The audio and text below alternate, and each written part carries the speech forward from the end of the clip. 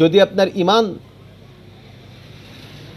যদি আপনার কালেমায় তৈয়বা পরিপূর্ণরূপে একটা ভালো অবস্থান শুরু থেকেই তৈরি করে দিতে না পারেন আপনি, তাহলে আপনার এই ইমান দ্বারা, আপনার এই কালেমা দ্বারা আপনি নামাজ আদায় করবেন, রোজা রাখবেন, হজ করবেন, জাকাত দিবেন, কিন্তু প্রকৃত অর্থে কালেমায় তৈয়বা যথাযথভাবে একটা ভালো বীজ দ্বারা যেমন ভালো গাছ অঙ্কুরিত হয়, আপনার কালেমাকে যদি আপনি যথাযথভাবে লালন করতে না পারেন, তাহলে এই যা করবেন আপনি, দেখা যাবে আপনি নিজের বিচার বিবেচনায় দেখবেন আপনার সব কিছুই যেন লোক দেখানো কিছু অনুষ্ঠানাদির ভিতরেই পর্যবসিত হচ্ছে। আমরা উদাহরণটা আরও একটু এভাবেই যদি দেই, যৌথ অংশীদারিত্বে ব্যবসা করবেন আপনি। এখন যে ব্যবসা আপনি যৌথ অংশীদারিত্ব করবেন, যার সাথে অংশীদারিত্বে ব্যবসা করবেন, দুইজনের ভিতরে স্ট্যাম্প কিনে কিছু শর্ত লেখা হয়েছে। কার কাছে ক্যাশ থাকবে, কে ব্যবসায় কতক্ষণ থাকবে, কে ব্যবসা প্রতিষ্ঠানে কতক্ষণ সময় দেবে, ব্যবসার মূলনীতি কী হবে, কোন কোন মাল দ্বারা ব্যবসা করা হবে, কি কি দ্বারা ব্যবসা করা হবে, এই সব কিছু ওই শর্তের ভিতরে লেখা রয়েছে। এখন আপনি চিন্তা করলেন, যার কাছে আপনি এই ব্যবসার শর্ত লিখছেন, লেখালেখি করছেন, এ তো আপনার খুব কাছের মানুষ, এর সাথে এত লেখালেখি, এত কিছুর প্রয়োজন নাই, এত আর কি করব। অতএব আমার কিছু করার দরকার নাই, বন্ধু বা ভাই কোথায় সই করতে হবে দাও, আমি এটা স্বাক্ষর করে দিচ্ছি, আমার অত জানা বোঝার দরকার নেই। আপনি স্বাক্ষরটা করে দিলেন, কালেমা পড়ে ইসলামে প্রবেশ করলেন, কিন্তু এই কালেমা আপনার কাছে কি চাচ্ছে, এই কালেমা আপনাকে কি কি চায়, আপনি এই দিকগুলো না দেখে, না বুঝে, কোনোভাবে এইটার অবজারভেশন না করে যে স্বাক্ষর আপনি করেছেন, এখন অবস্থা কি? এক সপ্তাহ পর থেকে বন্ধু আপনাকে ফোন দিয়েছে, আমি তো অমুক জায়গায় যাচ্ছি, তুমি ব্যবসা প্রতিষ্ঠানটা সামলাও। এখন আপনি বলবেন যে বন্ধু, এরকম তো কোনো কথা ছিল না, বা পার্টনার তোমার সাথে তো এরকম কোনো কথা ছিল না যে ব্যবসা প্রতিষ্ঠান আমাকে সামলাতে হবে, আমি তো তোমাকে টাকা দিয়েছি, ব্যবসা তুমি সামলাবে। তখন এবার দেখা যাবে যে বন্ধু আপনাকে ঠিক যে জায়গায়, যে খান্তিতে এই কথাগুলো লেখা আছে, ওইখান থেকে একটা ছবি উঠায় একটা আপনার হোয়াটসঅ্যাপে পাঠিয়ে দিল, বা আপনাকে বললো তুমি ওই লেখাটা একটু পড়ে নাও। আপনি পড়তে যেয়ে দেখলেন ওইখানে ঠিক এই কথাগুলো খুব সুন্দর করে লেখা আছে।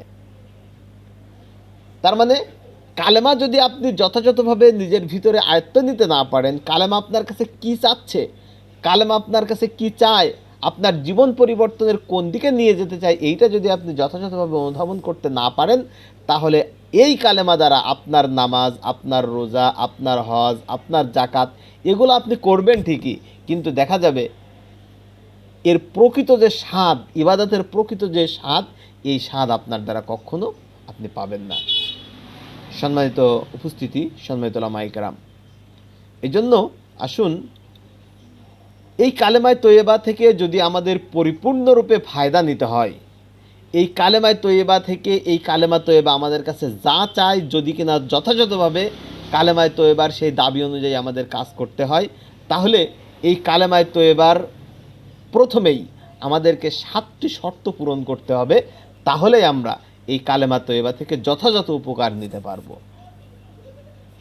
আমাদের এই কালেমা বলিষ্ঠ ভূমিকা রাখতে পারবে। সে 7টি কাজ কি কি? 1 নাম্বার হলো কালেমায় তৈয়বা দ্বারা কি অস্বীকার করা হলো এবং কি স্বীকার করা হলো তা জেনে নেওয়া।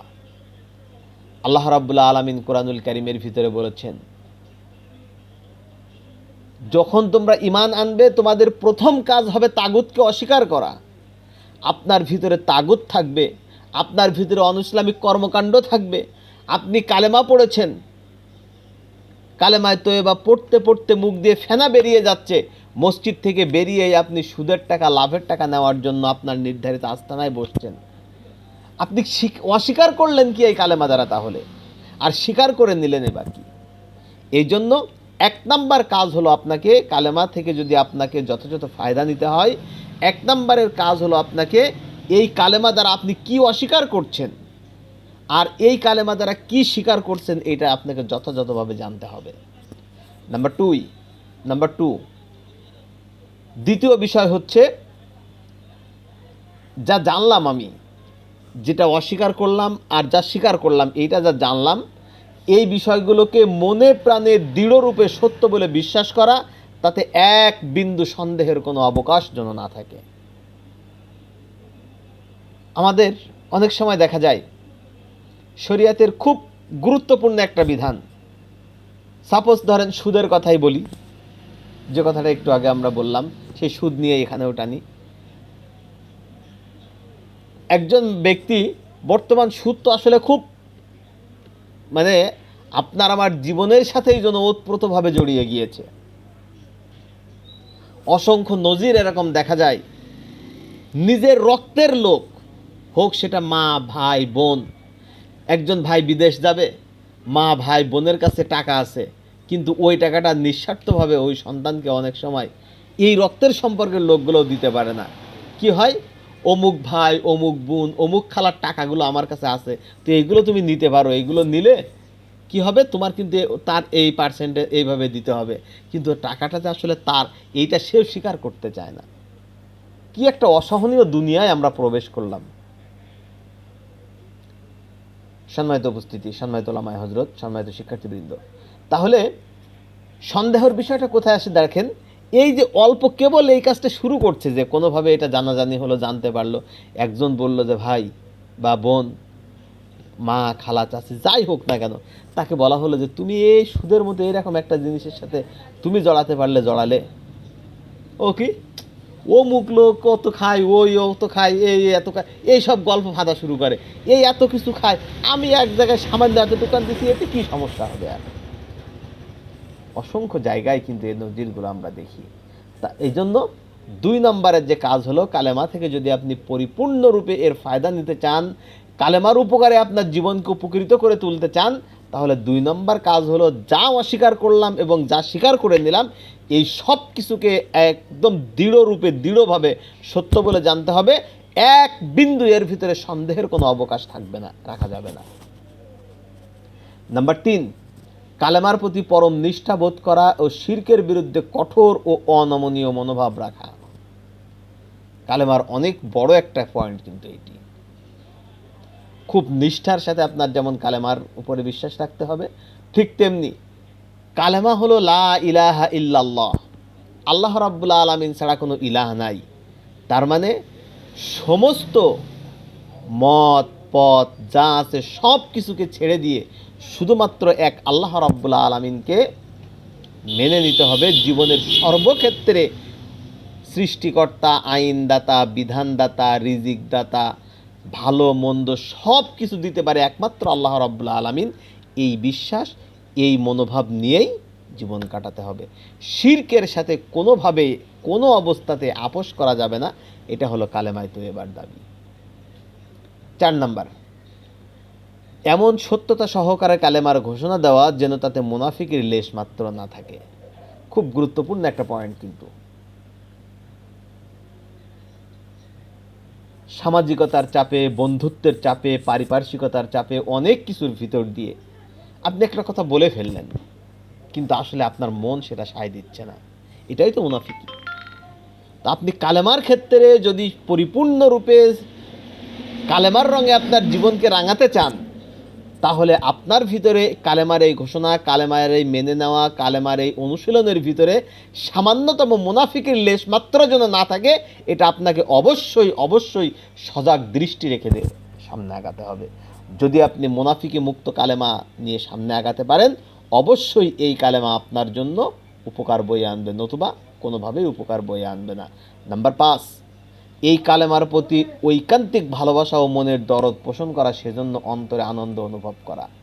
কালেমাকে কেন্দ্র করে আপনার জীবনে যা হবে সব কিছু নিয়ে আপনি আনন্দ অনুভব করবেন, পুলক অনুভব করবেন। ওই যে উহুদের ময়দানের সেই মদিনার সেই মহিলার কথা আমরা জানি, যে মহিলা যুদ্ধের ময়দানের দিকে যাচ্ছে, মদিনার অলিতে গলিতে যখন এই সংবাদ ছড়িয়ে পড়েছে বিশ্বনবী মুহাম্মদুর রাসূলুল্লাহ সাল্লাল্লাহু আলাইহি ওয়াসাল্লাম উহুদের ময়দানে শাহাদাত বরণ করেছেন, ওই মহিলা ছুটতে ছুটতে যাচ্ছে, পথে দেখা হয়েছে, মানুষ বলছে, সাহাবায়ে কেরাম বলছেন, মহিলা তুমি কোথায় যাও? ওই বদরের ময়দানে তো তোমার ছেলে, 2টা ছেলে জিহাদের ময়দানে গিয়েছিল, 2জনই শাহাদাত বরণ করেছে। মহিলা তাদেরকে দ্ব্যর্থহীন কণ্ঠে উত্তর দিয়েছিলেন, আমার সন্তান বেঁচে আছে না শাহাদাত বরণ করেছে, কি অবস্থায় আছে জানতে চায় না, তোমরা আমাকে একটু বলো রাসূলুল্লাহ সাল্লাল্লাহু আলাইহি ওয়াসাল্লাম কেমন আছেন। আরও একটু সামনে অগ্রসর হওয়ার পরে আরেকজন সংবাদ দিলেন, তোমার ভাইয়েরা ইন্তেকাল শাহাদাত বরণ করেছে। আরেকটু আগানোর পরে সংবাদ দেওয়া হলো তোমার স্বামী ইন্তেকাল করেছে, শাহাদাত বরণ করেছে। মহিলার প্রত্যেকবারই উত্তর ছিল, সামনে যত এগিয়েছেন তার কথার স্পিড ছিল, কথার ধরন ছিল এটা, সন্তান শাহাদাত বরণ করেছে কি ভাই শাহাদাত বরণ করেছে কি স্বামী শাহাদাত বরণ করেছে, এইটা আমি জানতে চাই না, জানার কোনো উদ্দেশ্য, জানার কোনো ইচ্ছা আমার নাই।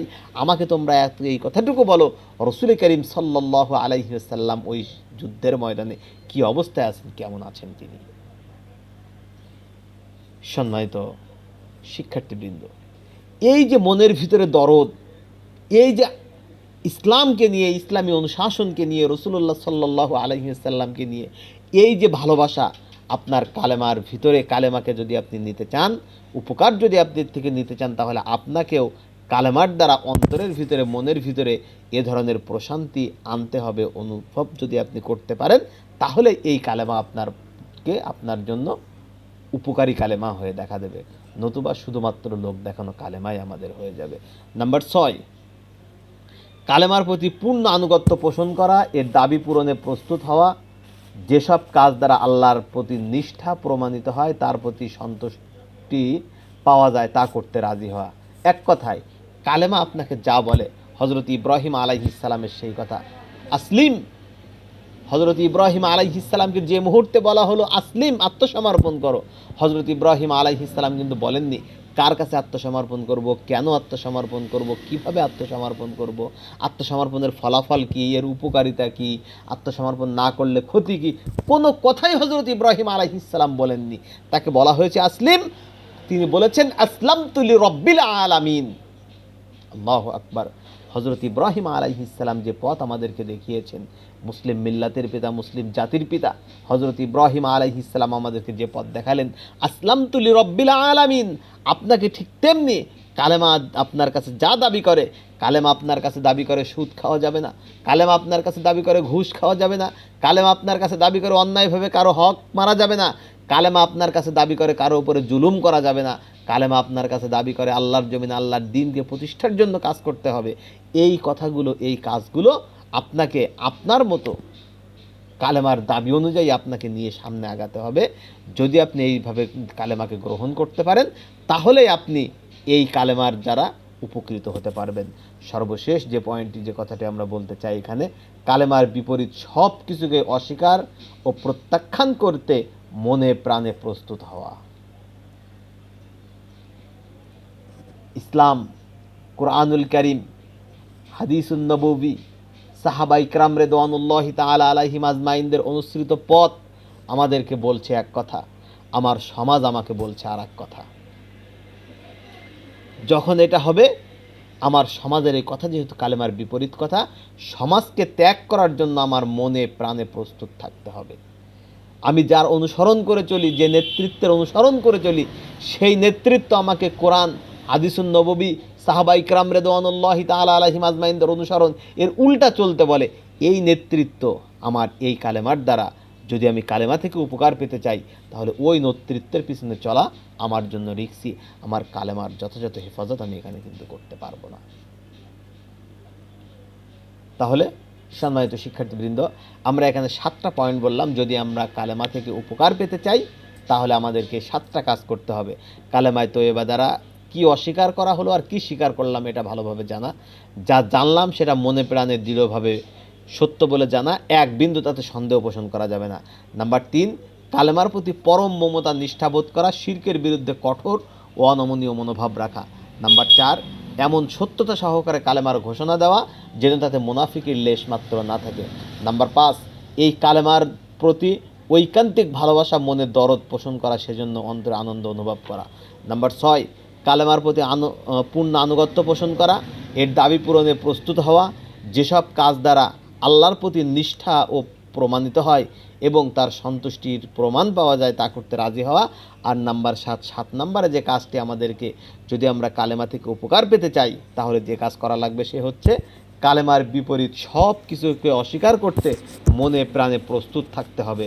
কালেমা আমাদের কাছে যা দাবি করে সে অনুযায়ী কাজ করতে হবে। কালেমার বিপরীত সব কিছুকে মনে প্রাণে দূরে সরিয়ে দিতে হবে। এই 7টি কাজ যদি আমরা করতে পারি তাহলে এই কালেমার দ্বারা আমাদের উপকার পাওয়া সম্ভব। সম্মানিত শিক্ষার্থীবৃন্দ, এই ছিল কালেমা থেকে যদি আমাদের উপকার পেতে হয় তাহলে, বা কালেমার যে একটি বিপ্লবী ঘোষণা, সেই বিপ্লবী ঘোষণার শুরুর যে পথ, সেই পথটার উঠে মূল পথের দিকে চলে যাওয়া। এরপর আসুন, এই 7টি কাজ যদি আমরা মেনে নিতে পারি তাহলে আমরা কালেমা থেকে উপকার পাব। তাহলে এখন আমাদের দেখার বিষয় যে কালেমা কি চায় আমাদের কাছে, কালেমার ভিতরে কি বলতে চাচ্ছে, কালেমায় কি আছে আমাদের জন্য, কি বলে কালেমা। কালেমায় তো এবার অর্থ আমরা তো এটা সকলেই জানি। কালেমায় তো এবার 2টি অংশ রয়েছে। একটা হলো আল্লাহ রাব্বুল আলামিনের ওহদানিয়াতের ঘোষণা, আর একটা হচ্ছে রাসূল করিম সাল্লাল্লাহু আলাইহি ওয়াসাল্লামের রিসালাতের ঘোষণা। লা ইলাহা ইল্লাল্লাহ মুহাম্মাদুর রাসূলুল্লাহ। আল্লাহ ছাড়া কোনো ইলাহ নাই, মুহাম্মদ সাল্লাল্লাহু আলাইহি ওয়াসাল্লাম আল্লাহর রসুল। দেখেন, আমরা শুরুতেই ছোট্ট করে 2টি কথা এখানে একটু বলি। প্রথম অংশের অর্থ, নেই কোনো মাবুদ আল্লাহ ছাড়া, অর্থাৎ আল্লাহ ছাড়া কোনো ইলাহ নেই যার গোলামি দাসত্ব করা যেতে পারে। আল্লাহ তাআলা একমাত্র মাবুদ, প্রভু, মালিক এবং ভয় করা ও মেনে চলার যোগ্য। আপনি এই দুনিয়ার বুকে কারো ভয় করবেন, সে হবেন একমাত্র আল্লাহ রাব্বুল আলামিন। কারণ কি?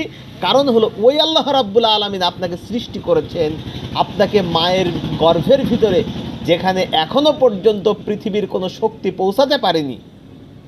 আধুনিক দুনিয়ার, আধুনিক বিজ্ঞানের, আধুনিক উৎকর্ষতার এত কিছু আমরা দেখছি, কিন্তু যে জায়গায়, এই জায়গায় এখনো পর্যন্ত বিজ্ঞান সামান্যতম পৌঁছাতে পারেনি, মায়ের গর্ভের ভিতরে এমন জায়গায় আল্লাহ রাব্বুল আলামিন আপনার জীবন দিয়ে সেখানে খাদ্যের ব্যবস্থা করে আপনাকে বাঁচিয়ে রেখেছেন। এটা সেই আল্লাহ রাব্বুল আলামিন। অতএব ভয় করা, আইন মেনে চলা, দাসত্ব করা, আনুগত্য করা, ইবাদত করা, যা আছে সব কিছু করতে হবে একমাত্র ওই আল্লাহ রাব্বুল আলামিনের, সে ছাড়া অন্য কারণ নয়। আর দ্বিতীয় অংশ কি? মুহাম্মাদুর রাসূলুল্লাহ, মুহাম্মদ সাল্লাল্লাহু আলাইহি ওয়াসাল্লামকে আল্লাহ রাব্বুল আলামিন এই দুনিয়ার বুকে মানুষদেরকে যে খলিফা করেছেন, এই খলিফা, এই খেলাফতের আদর্শগুলো প্রচারের জন্য, সেই খেলাফতের আদর্শগুলোকে প্রত্যেকের সামনে জলজন্তভাবে তুলে ধরার জন্য জাতির নেতা ও পথ প্রদর্শক রূপে তাকে পাঠিয়েছেন। তো সম্মানিত শিক্ষার্থীবৃন্দ, আসুন আমরা 2টি অংশের সংক্ষিপ্ত কিছু ব্যাখ্যামূলক কথা আমরা এখানে এবার একটু জেনে নিই।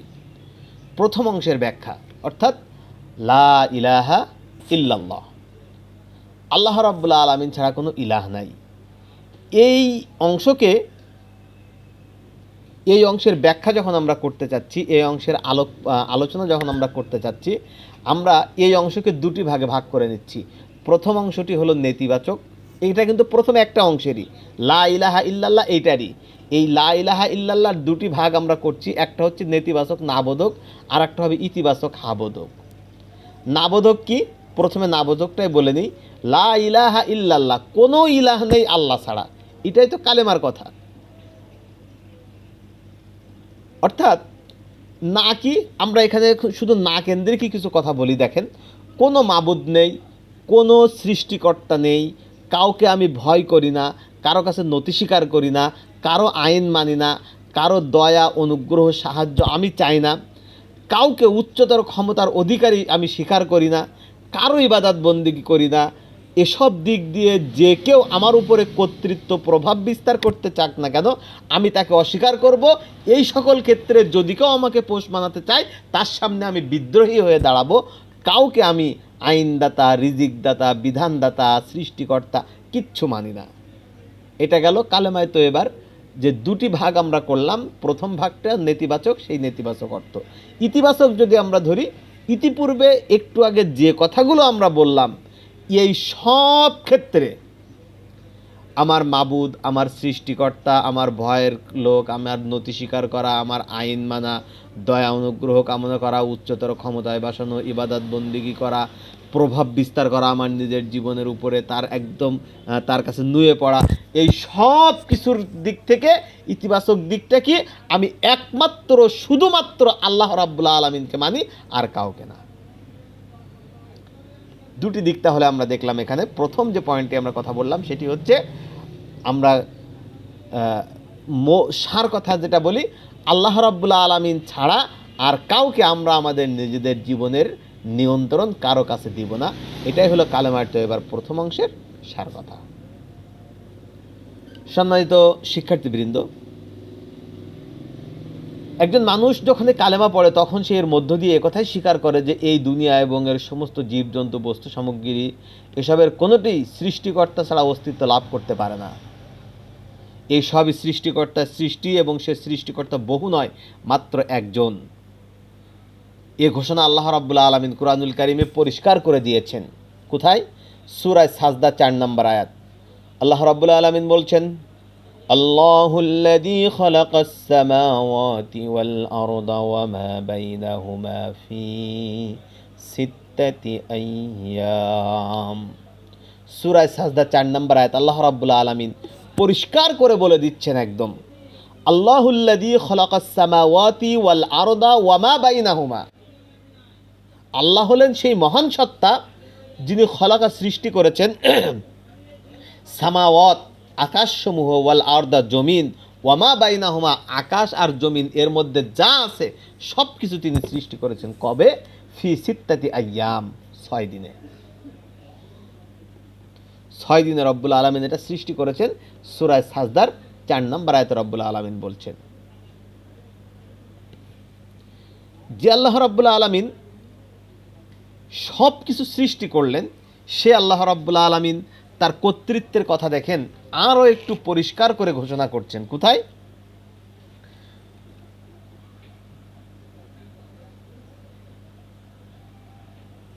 সূরার নামটা এই মুহূর্তে করতেছি না।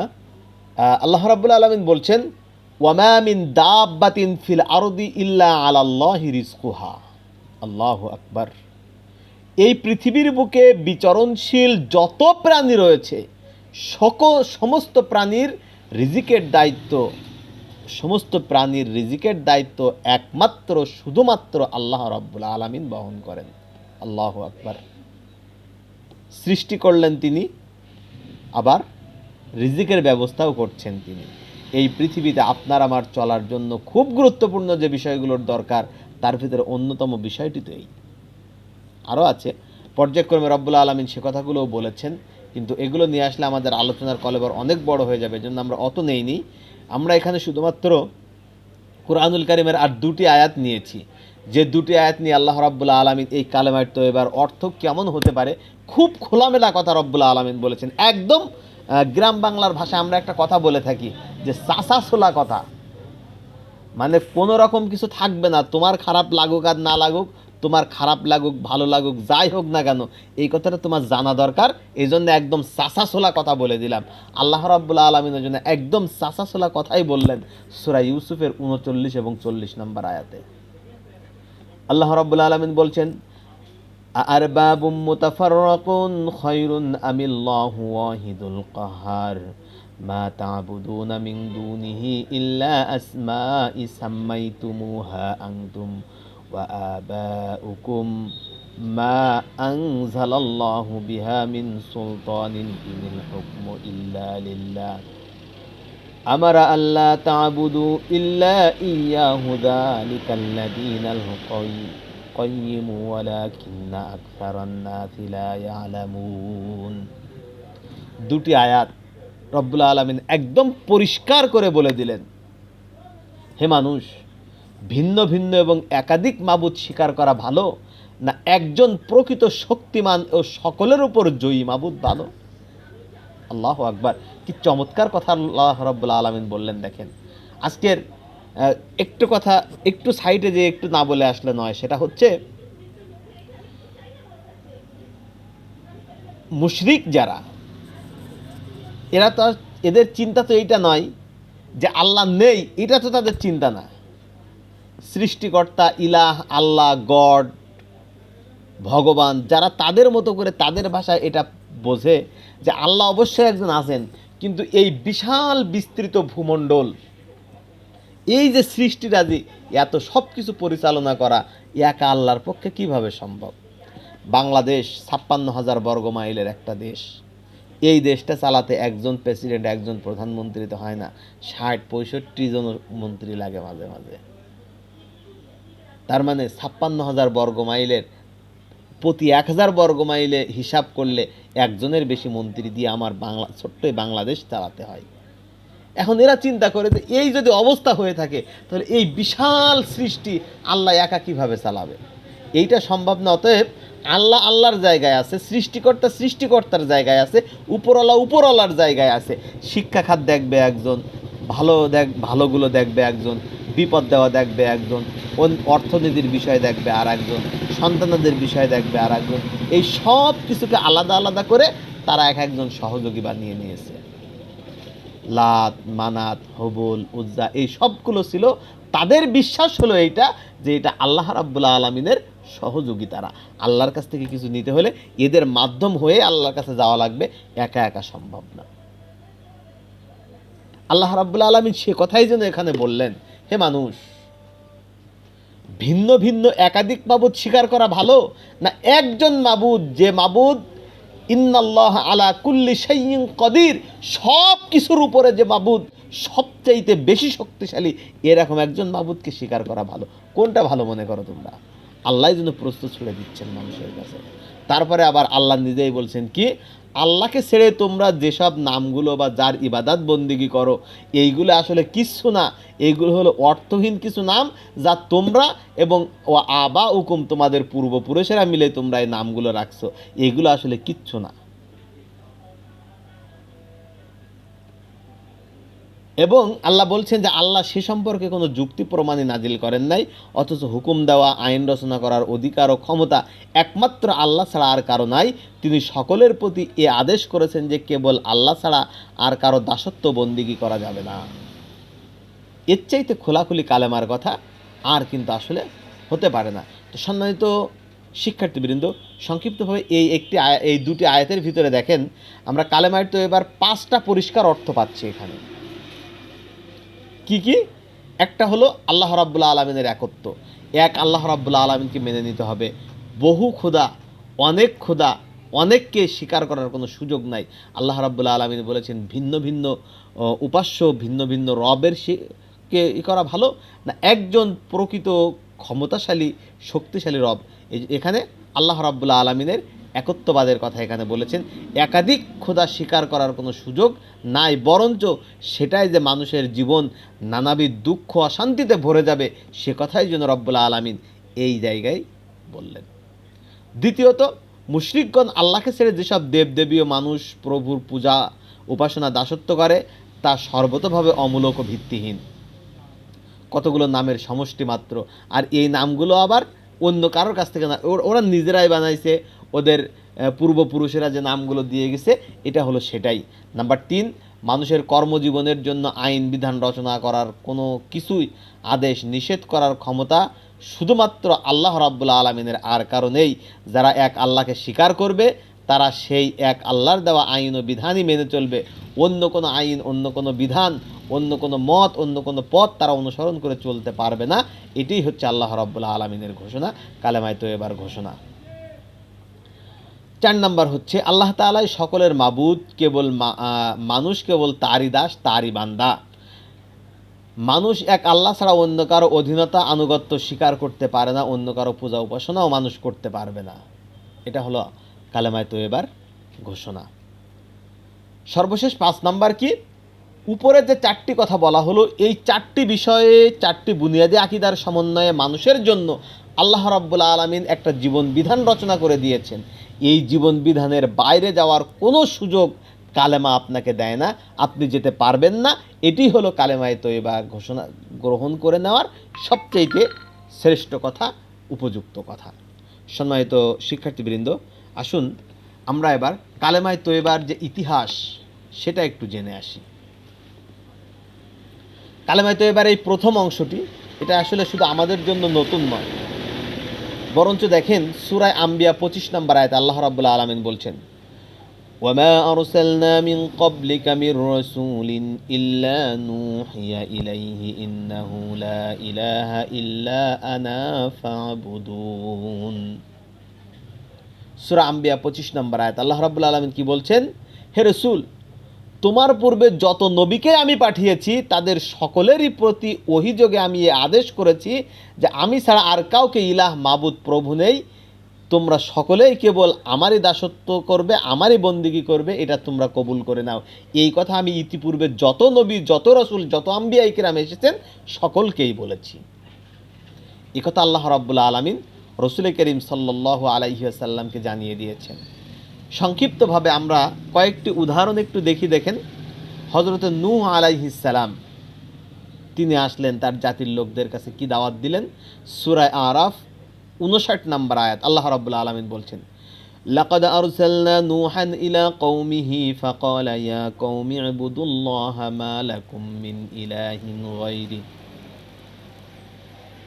এটা ছিল হযরতে নূহ আলাইহিস সালামের দাওয়াত। হযরত ইউনুস আলাইহিস সালাম দীর্ঘদিন তিনি কালেমার দাওয়াত দিলেন, কেউ দাওয়াত কবুল করে না। সর্বশেষ তিনি তাদেরকে একটা শাস্তির আলটিমেটাম দিয়ে বেরিয়ে গেলেন এলাকা থেকে। এরা তওবা করলো, সে শাস্তি আসলো না। সংক্ষিপ্তভাবে যেটা বলি, হযরত ইউনুস আলাইহিস সালাম তার এলাকা ছেড়ে চলে যাচ্ছেন। হঠাৎ করে নদীর মধ্য থেকে আল্লাহ রাব্বুল আলামিনের একটা পরিকল্পনার ফসল হিসেবে তিনি নদীতে পড়লেন, মাছ তাকে খেয়ে ফেললো। হযরত ইউনুস আলাইহিস সালাম সেই মাছের পেটের ভিতরে যে কি পড়েছেন, আল্লাহ রাব্বুল আলামিন সূরা আম্বিয়া 87 নম্বর আয়াতে সেটা আমাদের কাছে খুব সুন্দর করে তুলে ধরেছেন। লা ইলাহা ইল্লা আনতা সুবহানাকা ইন্নী কুনতু মিনাজ জালিমিন। এই শেষের অংশটুকু বাদ দিলাম। হযরত ইউনুস আলাইহিস সালাম মাছের পেটে বসেও পড়ছেন, লা ইলাহা ইল্লা আনতা, ও আল্লাহ তুমি ছাড়া আর কোনো ইলাহ নাই। এর উত্তর কি দিয়েছেন আল্লাহ? কত অন্ধকার, পানির নিচে, মাছের পেটে, যেখানে কারোর কিচ্ছু শোনার অধিকার নাই। আল্লাহ রাব্বুল আলামিন বলছেন, আমার ইউনুস ওইখানে, ওই অন্ধকারের ভিতর থেকে আমার কাছে দোয়া করেছে।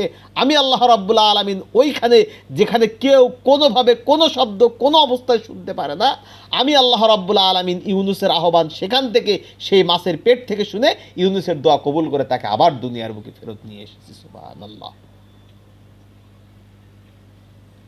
হযরত মূসা আলাইহিস সালাম তার জাতির লোকদেরকে দাওয়াত দিয়েছেন। যখন তারা দাওয়াত কবুল করছে না, আক্ষেপ করে বলেন, মনে কষ্ট নিয়ে বলেন, বা তাদের উপরে রাগ হয়েই বলেন, হযরত মূসা আলাইহিস সালাম তার জাতির লোকদেরকে কি বললেন? সূরা আরাফ 140 নম্বর আয়াত। আল্লাহ রাব্বুল আলামিন বলছেন, আগাইরাল্লাহি আবগীকুম ইলাহান ওয়া হুয়া ফাদ্দালাকুম আলাল আলামিন। কত কঠিন কথা চিন্তা করছেন। ফেরাউন সহ তার জাতির লোকেরা মূসা আলাইহিস সালামকে পাগল বলেছে, জাদুকর বলেছে, কত কিছু বলেছে। হযরত মূসা আলাইহিস সালাম তারপরেও কালেমার দাওয়াত দিয়েছেন। সর্বশেষ পর্যায়ে এসে তিনি বলছেন, আগাইরাল্লাহি আবগীকুম ইলাহান, আল্লাহকে বাদ দিয়ে তোমাদের জন্য কি আমি আর একজন মাবুদ তালাশ করে নিয়ে আসবো? ওয়া হুয়া ফাদ্দালাকুম আলাল আলামিন, অথচ একমাত্র আল্লাহই তোমাদেরকে এই দুনিয়ার সমস্ত লোকের উপরে তোমাদেরকে শ্রেষ্ঠত্ব দান করেছেন, সম্মান দিয়েছেন। বনি ইসরাইলদের এই সম্মান তো আল্লাহ রাব্বুল আলামিন দিয়েছিলেন। সে কথাই হযরত মূসা আলাইহিস সালাম এখানে স্মরণ করালেন। হযরত সালেহ আলাইহিস সালাম তার জাতির লোকদের কাছে যে দাওয়াত দিয়েছেন, সূরা আরাফ 73 নম্বর আয়াত। আল্লাহ রাব্বুল আলামিন বলছেন, ওয়া ইলা সামুদ আখাহুম সালিহান قال يا قوم اعبدوا الله ما لكم من إله غيره। হযরত শুআয়ব আলাইহিস সালাম তার জাতির লোকদের কাছে যে দাওয়াত দিয়েছেন, সূরা হুদ 84 নম্বর আয়াত। আল্লাহ রাব্বুল আলামিন ঘোষণা করছেন, ওয়া ইলা মাদিয়ানা আখাহুম শুআইবান قال يا قوم اعبدوا الله ما لكم من إله غيره। এভাবে কুরআনুল কারীমের ভিতরে বারবার আপনারা যদি দেখতে চাই, দেখব প্রত্যেকটি নবী যে দাওয়াত দিয়েছেন, রিসালাতের অংশের ভিতরে কথার কিছু ভিন্ন থাকলেও উলুহিয়াতের অংশের ভিতরে কোনো ভিন্নতা ছিল না। সকল কওমের, সকল জাতির, সকল আম্বিয়া ইকরাম আলাইহিমুস সালামের দাওয়াতের মূল বক্তব্য ছিল লা ইলাহা ইল্লাল্লাহ। এখন আপনি পৃথিবীর ইতিহাসের দিকে তাকান, এটা ছিল ইতিহাস। এই কালেমা যখন আপনি প্রচার করতে গিয়েছেন, আপনার সামনে একটা বাধার প্রাচীর, বাধার পাহাড় এসে দাঁড়িয়েছে। যুগে যুগে এই কালেমার জন্য, কালেমার দাওয়াত আপনি যখনই দিতে গিয়েছেন, বাধার পাহাড় আপনার সামনে এসে দাঁড়িয়েছে। কেমন? ছোট্ট কয়েকটা উদাহরণ আমরা দিয়ে সামনে আগায় দেখুন। হযরত মুসা আলাইহিসসালাম, হযরত মুসা আলাইহিসসালামকে মারার জন্য ফেরাউন 40,000-এর অধিক বনী ইসরায়েলদের শিশু সন্তান, পুত্র সন্তানকে সে হত্যা করেছে। এরপর আল্লাহ রাব্বুল আলামিন তার আপন কুদরতে ওই ফেরাউনের ঘরের ভিতরেই মুসা আলাইহিসসালামের লালন পালন থাকার ব্যবস্থা করে দিয়েছেন। সুবহানাল্লাহ। কিন্তু এই মুসা আলাইহিসসালাম যে মুহূর্তে তার সামনে দাওয়াত দিয়েছেন, ফেরাউনের সামনে দাওয়াত দিয়েছেন লা ইলাহা ইল্লাল্লাহ, ফেরাউন সহ তার সভাসদেরা সহ জাতির লোকেরা সবাই মুসা আলাইহিসসালামের বিরোধিতা করা শুরু করলো। দাওয়াতের ভিন্নতা তো ছিল না। ফেরাউন বলেছিল আনা রব্বুকুমুল আলা, মুসা আলাইহিসসালাম বলেছিলেন লা ইলাহা ইল্লাল্লাহ। এই তো ছিল দাওয়াতের পার্থক্য। দ্বন্দ্বের মূল সূত্র পয়েন্ট এটি। হযরত ইব্রাহিম আলাইহিসসালাম, রাজ্যের রাজ পুরোহিত যিনি, তার পুত্র, ধর্মীয় দৃষ্টিকোণ থেকে পুরোহিতদেরকে অন্যান্য ধর্মে একটা আলাদা সম্মানের চোখে দেখা হয়। আজরের সেই সম্মান ছিল। সেই দৃষ্টিকোণ থেকে আজর, নমরুদ, অন্যান্য মন্ত্রী পরিষদের সদস্য যারা ছিল সবাই খুব ভালোবাসত ইব্রাহিম আলাইহিসসালামকে। কিন্তু হযরত ইব্রাহিম আলাইহিসসালাম যখন ঘোষণা করলেন এই মূর্তি পূজা, এই শিরকিয়াত আমি মানি না, লা ইলাহা ইল্লাল্লাহ, আল্লাহ ছাড়া কোনো ইলাহ নাই, কোথায় পুরোহিতের পুত্র আর কোথায় কে? নিজের পিতা পর্যন্ত সহযোগী হয়ে হযরত ইব্রাহিম আলাইহিসসালামকে আগুনে ফেলে দিয়েছে তারা। দাওয়াতের মূল জায়গা তো ছিল এটি, লা ইলাহা ইল্লাল্লাহ, আল্লাহ ছাড়া কোনো ইলাহ নাই। এই ধারাবাহিকতা আপনি যদি প্রত্যেকটা আম্বিয়া কিরাম আলাইহিসসালামকে দেখেন, দেখবেন এই একই অবস্থা সকলের ক্ষেত্রে হয়েছে। এমনকি আমাদের মুহাম্মদ রাসূলুল্লাহ সাল্লাল্লাহু আলাইহি ওয়াসাল্লামকে দিকে তাকান আপনি, 43 বছর পর্যন্ত, 40 বছর তো চোখ বুঝে, 43, 43.5, 44 বছর পর্যন্ত কোনো সমস্যা নেই। তিনি হলেন আল আমিন, তিনি হলেন সাদিক, তিনি সত্যবাদী, তাদের আমানতদারিতার সবচেয়ে বড় আশা ভরসার জায়গা। এই ব্যক্তি যেই ঘোষণা করলেন সাফা পর্বতের পাদদেশে দাঁড়িয়ে, ইয়া আইয়ুহান নাস কুলু লা ইলাহা ইল্লাল্লাহু তুফলিহুন, ও দুনিয়ার মানুষ, শুধু মক্কার মানুষ নয়, জাজিরাতুল আরবের অধিবাসী নয়, সমগ্র দুনিয়ার মানুষদেরকে ডাক দিয়ে বলছি কি, লা ইলাহা ইল্লাল্লাহ, আল্লাহ ছাড়া কোনো ইলাহ নাই। এই কথা যদি তোমরা বলো, তুফলিহুন, তোমরা সফল কাম হয়ে যাবে। ইতিহাস সাক্ষ্য দেয় এই আহ্বানের সাথে সাথে তার আপন রক্ত আবুল আহাব, আল্লাহর রসুলের চাচা, আঘাত করেছেন। কোনো কোনো বর্ণনায় পাওয়া যায় আল্লাহর রসুলের কপাল দিয়ে রক্ত ফিনকি দিয়ে বেরিয়েছে সেদিন। যদিও কয়েকটি বর্ণনা এটা নিয়ে কিছু মতভেদের সুযোগ আছে, কিন্তু বাস্তবতা যেটা, বিরোধিতা তো এই শুরু। সম্মানিত শিক্ষার্থীবৃন্দ, কালেমায়ে তয়্যেবার এই যে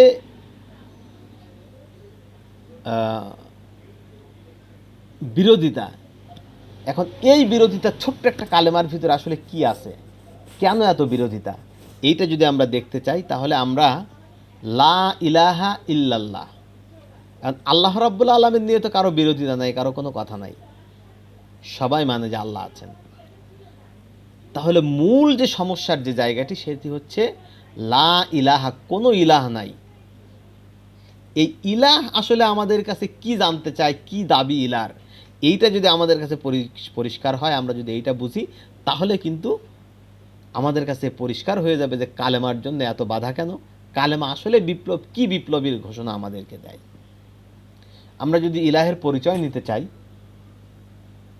খুব ভালো পরিচয়, কুরআনুল কারীমের সব জায়গায় তো ইলাহের পরিচয় দেওয়া আছে, কিন্তু খুব পরিষ্কার, আমাদের হৃদয়গ্রাহী, এবং এক জায়গায় টোটাল পরিচয়টি যেন আল্লাহ রাব্বুল আলামিন দিয়েছেন কুরআনুল কারীমের সূরাতুল বাকারার 255 নম্বর আয়াত, যে আয়াতটিকে আমরা আয়াতুল কুরসি হিসাবে চিনে থাকি। আল্লাহ রাব্বুল আলামিনের সমগ্র গুণাবলীগুলো যেন এই একটা আয়াতের ভিতরে রাব্বুল আলামিন ঢেলে দিয়েছেন। আল্লাহু লা ইলাহা ইল্লা হুয়াল হাইয়ুল কাইয়্যুম, কোনো মৃত্যু নেই, চিরঞ্জীব, চিরস্থায়ী তিনি একদম। লা তাখুযুহু সিনাতুন ওয়ালা নাওম, ঘুম তো দূরের কথা, তন্দ্রা ভাবও তার নেই। এই বিশাল বিস্তীর্ণ আকাশ, সুউচ্চ আকাশ, খুঁটিহীন নীলাকাশ, বিশাল বিস্তীর্ণ জমিন, যা আছে এর মধ্যে যা আছে সব কিছু ওই আল্লাহ রাব্বুল আলামিনের। এই কথা রব্বুল আলামিন, এই কথাগুলো আয়াতুল কুরসির ভিতরে রব্বুল আলামিন খুব সুন্দর করে দিয়েছেন। এই রব যে কথাগুলো দেখেন আমরা একটু আগে বলছিলাম যে আল্লাহ রাব্বুল আলামিন যে আছেন, আল্লাহ রাব্বুল আলামিনের প্রতি পৃথিবীর অন্যান্য ধর্মীয় যারা, তাদের বিশ্বাসও এটা যে আল্লাহ রাব্বুল আলামিন একজন আছেন, এ নিয়ে তাদের কোনো সমস্যা নেই, সন্দেহ নেই।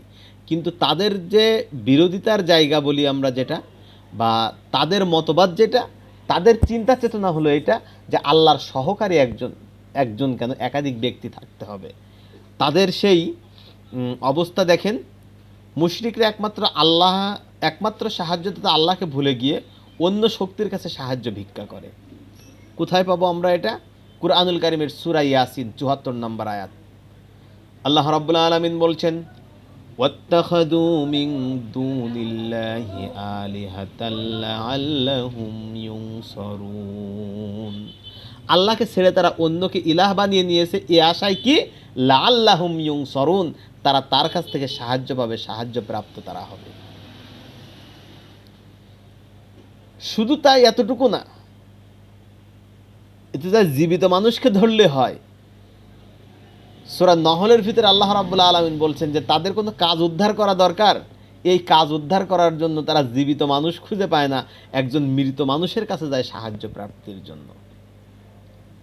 সূরা নহল 20 এবং 21 নম্বর আয়াত।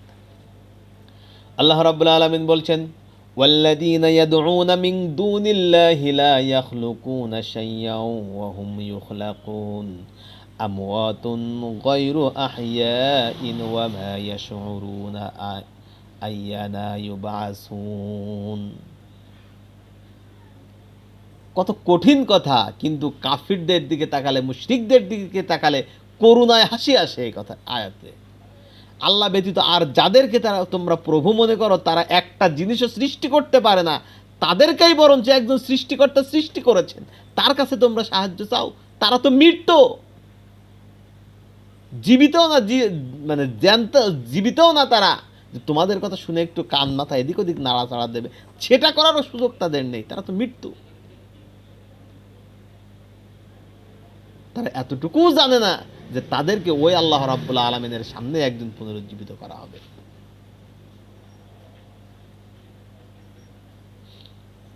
এখানে আরেকটা মজার বিষয় দেখেন, আমরা ওই যে কথাটা আগে বলছিলাম যে তারা বিশ্বাস করে যে আল্লাহ এক, কিন্তু আল্লাহকে কাছে পাওয়ার জন্য, আল্লাহর সন্তুষ্টি অর্জন করার জন্য, আল্লাহর সান্নিধ্যে যাওয়ার জন্য তারা অন্যকে মাধ্যম ধরে নেয়। যেমন আমরা প্রধানমন্ত্রী, প্রেসিডেন্ট, মন্ত্রী, এমপি, মন্ত্রীর সাথে দেখা করতে গেলে এক চান্সে তার সাথে দেখা করা যায় না, এমপির সাথে দেখা করতে গেলে এক চান্সে দেখা করা যায় না, তার পিএসের কাছ থেকে সময় নিতে হয়, তারপরে এটা হয়। এরা যেন ঠিক সেরকম একটা অবস্থা করে নিয়েছে। সূরা জুমার 3 নম্বর আয়াত আল্লাহ রাব্বুল আলামিন বলছেন, ওয়াল্লাযীনা ইত্তাখাযু মিন দুনিহি আউলিয়া মা না'বুদুহুম ইল্লা লিয়ুকাররিবুনা ইলাল্লাহি যুলফা। কি একটা অবস্থা!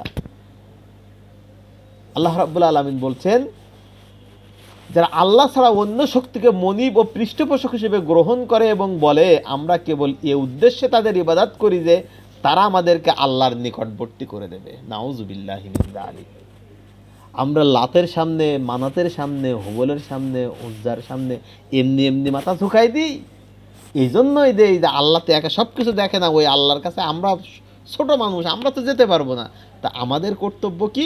এদেরকে ধরে এদের মাধ্যমে আমরা আল্লাহর কাছে যাব। নাউজুবিল্লাহ।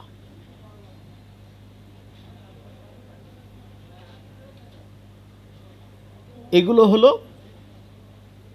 কাফিরদের, মুশরিকদের, জাহিলিয়াতের ভিতরে যারা আছে তাদের আল্লাহ রাব্বুল আলামিনকে পাওয়ার বা কালেমায়ে তয়বার প্রতি, ইলাহের প্রতি তাদের বিশ্বাস হলো এইটা। এই ছিল আমাদের প্রথম অংশের মোটামুটি কথা। সম্মানিত শিক্ষার্থীবৃন্দ, সময় বেশ চলে যাচ্ছে, তারপরে আমরা যত সংক্ষেপে সম্ভব চেষ্টা করব আমরা দ্বিতীয় পর্বটাও একটু নিয়ে নিই, কেননা এরপরে আমরা এই বিষয় নিয়ে আর কথা বলার সুযোগ পাবো না। দ্বিতীয় অংশ কি? দ্বিতীয় অংশ হচ্ছে মুহাম্মাদুর রাসূলুল্লাহ। এইটা খুব কঠিন একটা জায়গা। কেমন কঠিন জায়গা? রাসূলুল্লাহ সাল্লাল্লাহু আলাইহি ওয়াসাল্লামকে তারা মুহাম্মদ সাল্লাল্লাহু আলাইহি ওয়াসাল্লামকে বলা হচ্ছে তাদের রসুল হিসেবে মেনে নেওয়ার জন্য। আল্লাহ রাব্বুল আলামিনের পক্ষ থেকে ঘোষণা আসছে কি?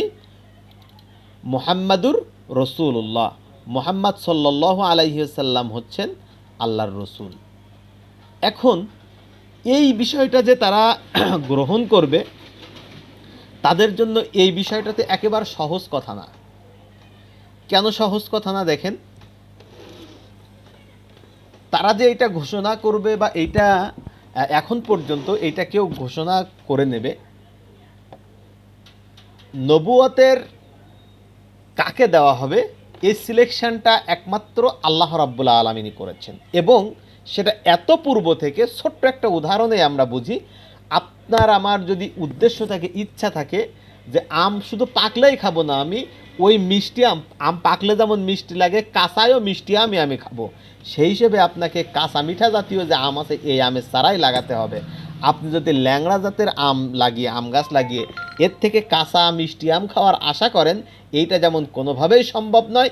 একজন ব্যক্তিকে আল্লাহ রাব্বুল আলামিন চালাবেন, এটা আল্লাহর পরিকল্পনা। তারপরেও হঠাৎ করে একজন ব্যক্তিকে নবুয়তের দায়িত্ব দিয়ে দেবেন রব্বুল আলামিন, এটাও কিন্তু কোনোভাবে সম্ভব হতে পারে না।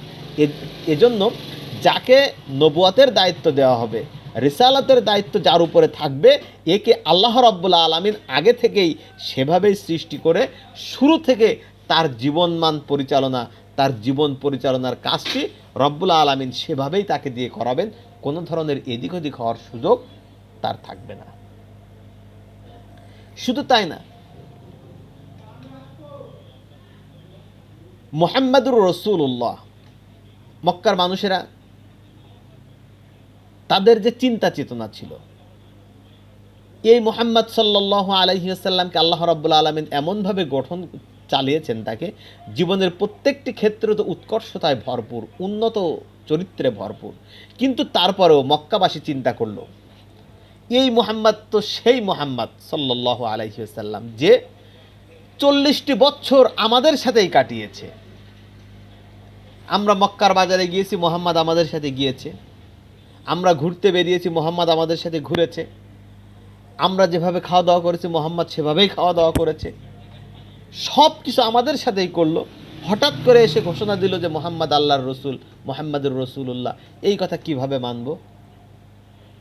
আর এই কথা যদি আমি মানি, এই কথা মানলে তো কি হবে? এই কথা মুহাম্মাদের কথা মানতে হবে।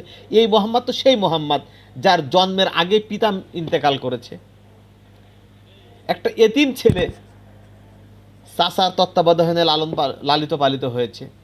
এই এতিম ছেলের কাছে যদি আমরা নবুয়তের কথা তার কাছ থেকে স্বীকার করে নেই, আমরা যদি এটা মেনেই নেই যে মুহাম্মাদুর রাসূলুল্লাহ, মুহাম্মদ সাল্লাল্লাহু আলাইহি ওয়াসাল্লাম হচ্ছেন আল্লাহর রসুল, এইটা মানলে এইটা মানার অর্থ কি হবে? আমাদেরকে মুহাম্মদ আল্লাহর রসুল, অর্থাৎ আল্লাহ রাব্বুল আলামিনের পক্ষ থেকে যা আসার আমাদের কাছে কিছু আসবে না, আসবে মুহাম্মদ সাল্লাল্লাহু আলাইহি সাল্লামের কাছে। আর মুহাম্মদ সাল্লাল্লাহু আলাইহি সাল্লাম যা বলবে আমাদের সেইটাই মেনে নেওয়া লাগবে। তার মানে আমি আবু জেহেল এই ক্ষমতার যে চেয়ারে এখন বসে আছি, যেহেতু মুহাম্মাদের কথা অনুযায়ী আমার চলতে হবে, তাহলে এই চেয়ারে তো আমার আর এখন বসা সম্ভব না। আমি এই চেয়ারে আর বসে থাকতে পারবো না। আমি আবু সুফিয়ান সমাজের যে নেতৃত্বের জায়গায় আছি, এটা আমি পারবো না। আবু জাহেল, আবুল আহাব, উতবা, সাইবা, এদের প্রত্যেকের অবস্থা এটা হয়ে গেল। বিরোধিতা তারা শুরু করে দিল। মুহাম্মদ সাল্লাল্লাহু আলাইহি ওয়াসাল্লাম, মুহাম্মাদুর রাসূলুল্লাহ এমন একজন ব্যক্তি যাকে অফার দেওয়া হয়েছে। আর এই অফার থেকে বোঝা যায় যে মুহাম্মদ সাল্লাল্লাহু আলাইহি ওয়াসাল্লামের কাছে টাকা পয়সা, ধন দৌলত খুব বেশি ছিল না। এই জন্য তাকে অফার দেওয়া হয়েছে কি, তোমার কাছে টাকা নেই, আমরা তোমাকে টাকা দিচ্ছি। ক্ষমতার চেয়ার প্রয়োজন, আমরা তোমাকে সেটাও দিচ্ছি। নারী প্রয়োজন, সুন্দরী নারী ললনা দরকার, আমরা তোমাকে তাও দিচ্ছি। কাজ কি? কাজ হলো এই যে কালেমার দাওয়াত, এই কালেমার দাওয়াত তোমার বন্ধ করে দিতে হবে। মুহাম্মাদুর রাসূলুল্লাহর যে দাবি তুমি করছো, এই দাবি তোমাকে বন্ধ করে দিতে হবে। রাসূলুল্লাহ সাল্লাল্লাহু আলাইহি ওয়াসাল্লাম কি ঘোষণা সেখানে দিয়েছেন, কি বলেছেন? যে চাচার মাধ্যমে তারা এই প্রস্তাবগুলো দিয়েছে, চাচাকে বলেছেন, চাচা তারা সব এক জায়গায় হয়ে আমাকে অগাধ টাকার মালিক বানিয়ে দিতে পারে, তারা বসাবসি করে তাদের ভিতরে বিবাদগুলো নিরসন করে আমাকে তারা ক্ষমতায় বসিয়ে দিতে পারে। যেহেতু তারা এখন ক্ষমতায় রয়েছে, মক্কার সুন্দরী নারীকে তারা এনে আমার সাথে দিয়ে দিতে পারে, কিন্তু তারা কখনো যা পারবে না আমার ডান হাতে আকাশের চন্দ্র, আকাশের সূর্য, বাম হাতে আকাশের চন্দ্র যদি তারা এনে দেয়, এরপরেও এর থেকে আমি বিচ্যুত হব না। মুহাম্মাদুর রাসূলুল্লাহ, মুহাম্মদ সাল্লাল্লাহু আলাইহি ওয়াসাল্লাম যখন রসুল হবেন, তখন স্বাভাবিকভাবেই এই বিষয়টি একজন মানুষের কাছে, তাদের কাছে খুব বেশি প্রয়োজন হয়ে পড়বে। নবীর কেন প্রয়োজন আর নবীর কাজ কি, আমরা এই দুইটি বিষয় যদি একটা আয়াত দিয়েই, কুরআনুল কারীমের একটা আয়াত দিয়েই যদি আমরা দেখতে চাই, আল্লাহ রাব্বুল আলামিন সূরা সফের 8 কি 9 নম্বর আয়াত, সেখানে বলছেন কি, হুয়াল্লাযী আরসালা রাসূলাহু বিল হুদা ওয়া দীনিল হাক্কি লিইয়ুযহিরাহু আলাদ দীনি কুল্লিহি। আল্লাহ রাব্বুল আলামিন হলেন সেই মহান সত্তা, রব্বুল আলামিন হলেন সেই মহান সত্তা যিনি তার রসুলদেরকে দুনিয়ায় পাঠিয়েছেন হেদায়াত এবং সত্য দিন সহকারে। কারণ কি? লিইয়ুযহিরাহু আলাদ দীনি কুল্লিহি, যত দিন, যত মত, যত পথ, যত মতবাদ যাই থাকুক না কেন, সব কিছুর উপরে বিজয়ী শক্তি হবে শুধুমাত্র একমাত্র ইসলাম। এজন্য আল্লাহ রাব্বুল আলামিন নবীদেরকে পাঠিয়েছেন। এখন দেখেন, ইসলাম হলো মূলত, ইসলামের মূল বক্তব্য তো হলো কালেমার প্রথম অংশ লা ইলাহা ইল্লাল্লাহ। তাহলে কালেমার পূর্ণতা দেখেন কোথায়? লা ইলাহা ইল্লাল্লাহু মুহাম্মাদুর রাসূলুল্লাহ, লা ইলাহা ইল্লাল্লাহু ইব্রাহিম খলিলুল্লাহ, লা ইলাহা ইল্লাল্লাহু মুসা কালিমুল্লাহ, লা ইলাহা ইল্লাল্লাহু ঈসা রূহুল্লাহ। এই যে দুইটা অংশকে একসাথে জুড়ে দেওয়া হয়েছে, এই দুইটা অংশের একসাথে জুড়ে দেওয়ার কারণ কি? একসাথে জুড়ে দেওয়ার কারণ হচ্ছে, মাঝখানে আরও কিছু কথা বলতে হতো, তাহলে আরও একটু পরিষ্কার হতো, কিন্তু আপনারা যেহেতু উলামায়ে কেরাম, আমি ধরে একসাথেই মিলিয়ে দিই। সেটা হচ্ছে, ইতিপূর্বে আমরা দেখলাম আল্লাহ রাব্বুল আলামিনের কাছে মনোনীত জীবন ব্যবস্থা যেটা হলো লা ইলাহা ইল্লাল্লাহর ভিতরে। তো এই কাজটি করতে যে, এই কাজটি কারা করবে বা এই কাজটির উদ্দেশ্য কি, এই কাজের পথ প্রদর্শককে, তাদের বক্তব্য, তাদের ব্যাপারে বলতে যে রব্বুল আলামিন বলছেন, হুয়াল্লাযী আরসালা রাসূলাহু বিল হুদা ওয়া দীনিল হাক্কি লিইয়ুযহিরাহু আলাদ দীনি কুল্লিহি। তাহলে লা ইলাহা ইল্লাল্লাহ আর পূর্ণতা, লা ইলাহা ইল্লাল্লাহর যে মতবাদ, লা ইলাহা ইল্লাল্লাহর যে আল্লাহ রাব্বুল আলামিনের কাছে একত্ববাদ, এই একত্ববাদের প্রচার, এই একত্ববাদের পথ প্রদর্শক হলো আরসালা রাসূলাহু, এই রসুলেরা। সেই রসুলদেরকেই আল্লাহ রাব্বুল আলামিন যুগে যুগে কালেমার দ্বিতীয় অংশ করে আমাদের সামনে পেশ করে দিয়েছেন। এটি হলো কালেমার পরিপূর্ণতা আমাদের সামনে এনে দেয়। সম্মানিত শিক্ষার্থীবৃন্দ, কালেমায়ে তৈয়বা একটি বিপ্লবী ঘোষণা। ছোট্ট একটা অবস্থা দেখেন, ওই মুহূর্তে মক্কার অবস্থা কী ছিল। সমগ্র মক্কা একদিকে, শুধু সমগ্র মক্কা বলবো না, সমগ্র পৃথিবী হলো একদিকে। আমরা যদি ছোট্ট একটা উদাহরণ দিই, বাস্তবতা হলো এটা। এখন সাপোজ ধরেন একটা বাজারের ভিতরে, এই বাজারে একটা দোকানের ভিতরে 50 জন লোক বসে আছে, তারা মারাত্মক একটা গুনাহের কাজে নিমজ্জিত। তো এই গুনাহের কাজ যখন তারা করছে, হঠাৎ করে একজন ব্যক্তি যে ওর মাঝখানে দাঁড়িয়ে এই গুনাহের বিরোধিতা করা শুরু করলেন। উনি কিন্তু ন্যায়ের উপরেই আছেন, কিন্তু এই 50 জন লোক একদিকে, এরা ন্যায়ের উপরে থাকা সত্ত্বেও যে ব্যক্তি যে তাদেরকে ওই খারাপ কাজের বিরোধিতা করলেন, তাকে মারাত্মক আকারে, মারাত্মকভাবে আঘাত করবেন, এমনকি মারধরও তার উপরে হয়ে যাবে। যখন তার মার শুরু হবে, এই মার যখন মারা হবে, বাজারের ভিতরে আরও যত লোকজন ছিল সকলেই কিন্তু এসে জড়ো হবে ওই দোকানের সামনে। ওই দোকানের সামনে যখন তারা জড়ো হবে, জড়ো হয়ে একজন দুজন করে শুনতে শুনতে সবাই যখন বলবে যে এই পরিস্থিতি, বাজারে যদি ওই 50 জনের পরে আরও 450 দিয়ে মোট 500 লোক এক জায়গায় হয়, প্রত্যেকের মুখে একটাই কথা থাকবে, যত ভালো কথাই হোক না কেন ওর মধ্যে যাই ওর বলতে বলিস কেন, ওকে পাগল ছাড়া আর কিছু। এইটা যখন অবস্থা হবে, ওই ব্যক্তি ওইখান থেকে ধরেন বাড়ি চলে আসছে, বাড়ির পাশের এক মোড় বা ছোট্ট একটা দোকানে পাশে, সেখান দেখলেন একদম তার গ্রামেরই তারা চাচাতো ভাই খালাতো ভাই বা এরকম আপনজন দিয়েই মোড়ের পরে বসে আছে। ও খুব আবেগের সাথে তাদের কাছে বলল, রে ভাই দেখ, বাজারের ভিতরে অমুক জায়গায় এই অবস্থাগুলো ছিল, সেখানে যে আমি এই কাজগুলো করেছি, ওরা আমার মারে ধরে কি অবস্থা করেছে।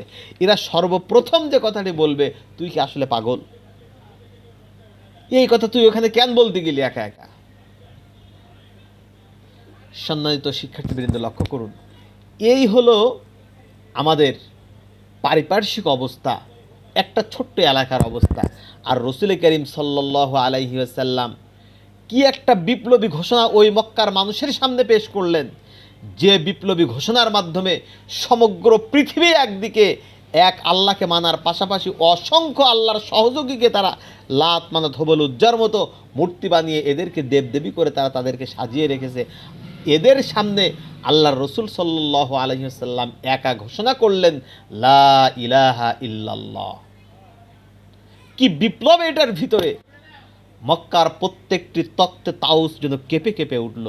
আবু জেহেল কেঁপে গেল, আবু লাহাব কেঁপে গেল, উতবা সাহেবা আবু সুফিয়ান প্রত্যেকেই কেঁপে গেল।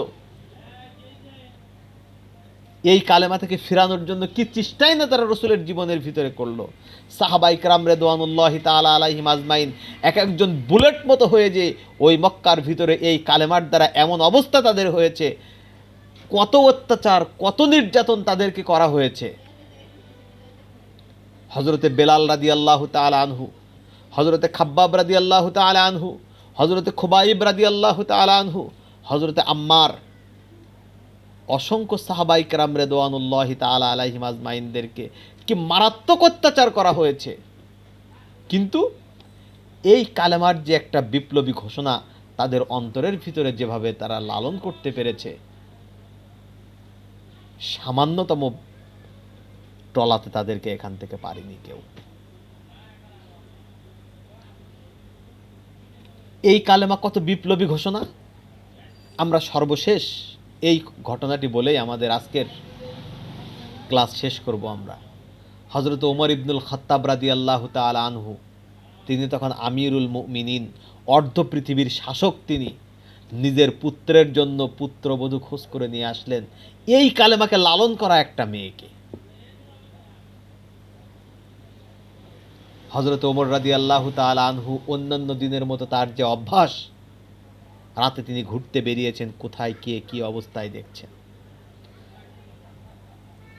হঠাৎ তিনি লক্ষ্য করে দেখলেন দূরের একটা বাড়িতে আলো জ্বলছে। হজরত ওমর রাদিয়াল্লাহু তাআলা আস্তে আস্তে ওই বাড়ির পিছনে ঘরের দরজা ঘরে এই দোয়ালের পিছনে যেয়ে বেড়ার পিছনে যেয়ে দাঁড়ালেন। তিনি লক্ষ্য করলেন ঘরের ভিতরে দুইজন মহিলা, একজন বয়স্ক মহিলা আর একজন ছোট্ট অল্প বয়স্ক মেয়ের কণ্ঠ শোনা যাচ্ছে। তাদের কথাগুলো কি?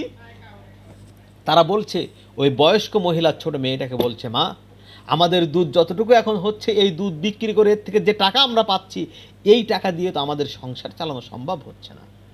তাহলে আমরা এক কাজ করি, আসো, এখন রাতের আধার, কেউ আমাদেরকে দেখছে না, যতটুকু দুধ আমরা পেয়েছি এই দুধের ভিতরে পানি মিশিয়ে দিই, তাহলে সবটুকু দুধ, পানি এবং দুধ মিশে একাকার হয়ে যাবে। এইটা বাজারে বিক্রি করে আমরা যে টাকা পাবো, এইটা দিয়ে আমাদের সংসারটা যেন আমরা ভালোভাবে চালাতে পারবো। সম্মানিত শিক্ষার্থীবৃন্দ, ইতিহাস তো আমাদের কাছে সাক্ষী হিসেবে আছে। ইতিহাস সাক্ষ্য দেয় কি? হজরত ওমর রাদিয়াল্লাহু তাআলা আনহু দাঁড়িয়ে শুনছেন, ওই মেয়েটা বলছে, মা, তোমার কি মনে নাই গত কিছুদিন আগে আমিরুল মুমিনিন ঘোষণা করেছেন দুধের সাথে পানি মেশানো যাবে না, এটা মারাত্মক অপরাধ। যদি কিনা আমিরুল মুমিনিন আমাদের এটা জানতে পারে, কি শাস্তি আমাদের জন্য অপেক্ষা করছে, চিন্তা করে দেখেছেন? মা বলছে, তুমি কি পাগল হয়ে গিয়েছো? কোথায় আসবে এখন ওমর? এই গভীর রাত্রে ওমর বাড়িতে ঘুমাচ্ছে, তুমি যদি এখানে এই দুধের সাথে পানি মিশাও, কেউ দেখতে পাবে না, বরঞ্চ আমরাই লাভবান হব। সম্মানিত শিক্ষার্থীবৃন্দ, হজরত ওমর তো তখন বাড়িতে ঘুমাচ্ছে না, কি মানে কি অবস্থার সাথে বিষয়টা মিলে গিয়েছে, যে মুহূর্তে এই কথাটা হচ্ছে হযরত ওমরও ঘরের পিছনে দাঁড়ানো তিনি। ওই মেয়েটা তার অন্তরের ভিতরে ওই যে কালেমার আমরা যে কথাগুলো বলেছিলাম কি অস্বীকার করছে আর কি স্বীকার করছে এটা যদি জানতে পারি, মেয়েটা তার অন্তরের ভিতরে এটাই লালন করতে পেরেছিল, এই কালেমাকে বুকের ভিতরে নিতে পেরেছিল, এজন্য সে তার মায়ের কথার উত্তর দিয়েছিল, মা এখন হয়তো ওমর তার ঘরের ভিতরে ঘুমাচ্ছে, কিন্তু ওই ওমর তোমাকে আমাকে এই দুধ যিনি দিয়েছেন সেই আল্লাহ রাব্বুল আলামিন কি ঘুমাচ্ছেন? ওই আল্লাহ তো ঘুমের ভিতরে নাই। ওমর হয়তো দেখতে পাচ্ছে না, কিন্তু আমরা যদি এই দুধের ভিতরে পানি মিশাই ওই আল্লাহর চোখ তো ফাঁকি দিতে পারবো না। কালেমার কি বিশ্বাস, তাকওয়ার কি বিশ্বাস তার অন্তরে।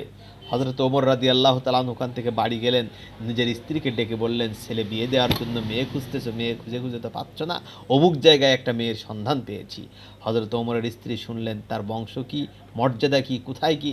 হযরত ওমর বললেন, কিচ্ছু জানি না আমি, মেয়ের বংশ মর্যাদা কোথায় কি আছে কিচ্ছু জানি না, জানার চেষ্টাও করতে চাচ্ছি না।